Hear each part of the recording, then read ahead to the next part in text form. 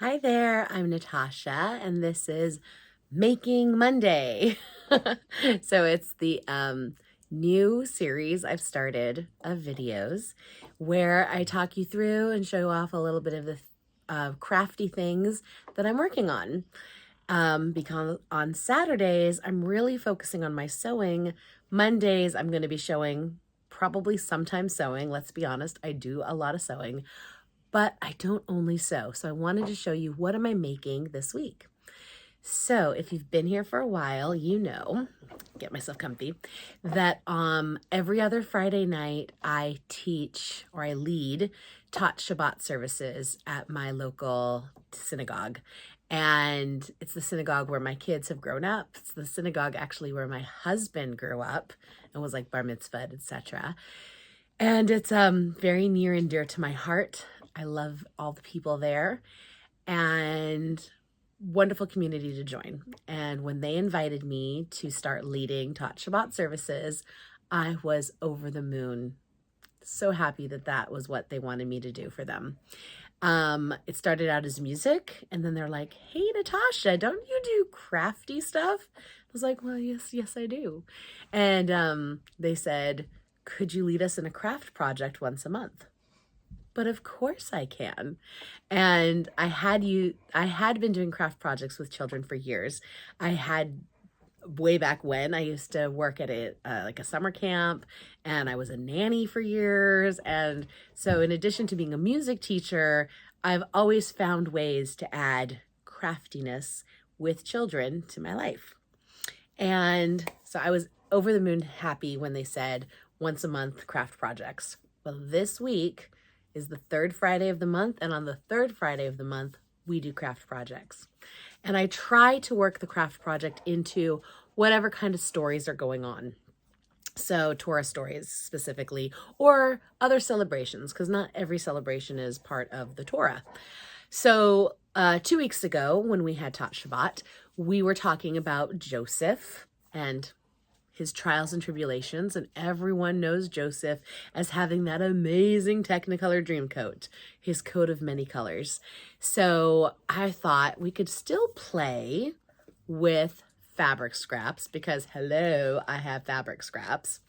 And I thought, why don't we use paper mache, but instead of paper, we'll use fabric and have many, many colors. And it was good motivation for me because I had this giant basket of scraps. I really needed to get better organized. And if you were here on Saturday, I told you all about it. And so, yes, that's how it started. And I was talking to the organizer, Maura, and Maura Erica is wonderful. I said, so what do you think? And she thought that was fantastic. And I said, now I have another idea in addition to the fabric scraps, because in 2 weeks from now, next month, in February, we're going to be talking about Tu Bishvat. If you don't know what Tu Bishvat is the birthday of the trees. So there are there's the big New Year, obviously, but then there's like these 4 little minor New Years, like New Year's of this, New Year's of that. Well, this is the New Year of the trees. Generally speaking, this is when we plant seedlings and celebrate the life cycle of the trees. And there's lots of different ways we celebrate the trees with games and songs, and it's a wonderful, joyous holiday. Anyways, I thought, well, we don't have a craft project next month because just the way it's working out with holidays, the third Friday doesn't work out for us to have a craft month, our craft project on the third Friday of February. I think it's President's Weekend or something like this, and everyone's out of town. So since we're not going to get to do a Tu B'Shvat craft specifically in February, what if we mixed our colorful fabric scraps with trees? And I ran the idea by Maura Erica, and she was like, I like the idea.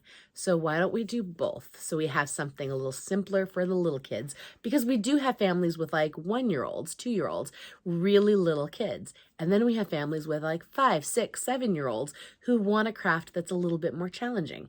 And I'd say that is probably the most challenging aspect of leading the craft each month, is finding something that can be adapted for the littlest little and the biggest big. And I think we did it. Would you like to see?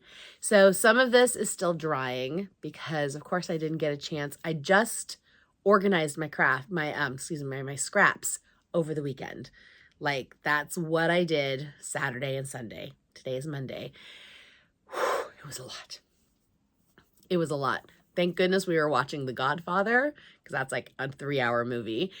And then my husband wanted to watch like the documentary making of blah, blah, blah. So I got some more screen time with him on Sunday as well. So I was sorting through scraps. Anyways, I have made some stuff.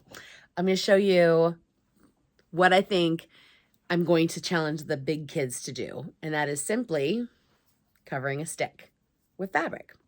Now, we're using watered down Elmer's glue, school glue, because that is the easiest way to do a paper mache. If you wanted to use like a starch instead, you could absolutely do that. But I know in our supply closet at the temple, we have a ton. We've got like the big jug of glue. So it'll be very easy to water that down. And I'm thinking what the kids can do is more than one stick, because a collection of sticks would look really cool, right? So that is a fabric covered stick. Here is my attempt. So I did this on a piece of poster board, but it's still drying, like I said. And I was hoping the poster board would keep it firm enough. And now I'm thinking, and I'm going to run this by more Erica too. I'm going to offer up, what if we glued the fabric scraps to those really inexpensive flat canvases, you know, those canvas boards.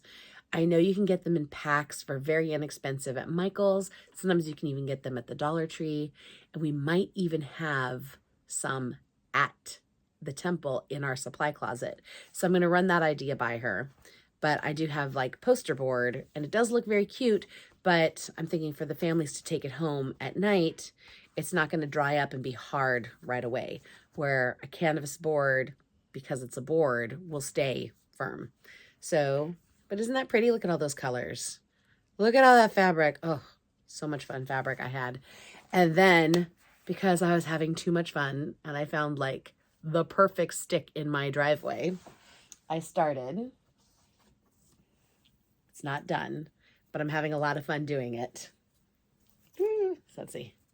This one. Isn't that so much fun? Like, this is going to be like an art piece all on its own.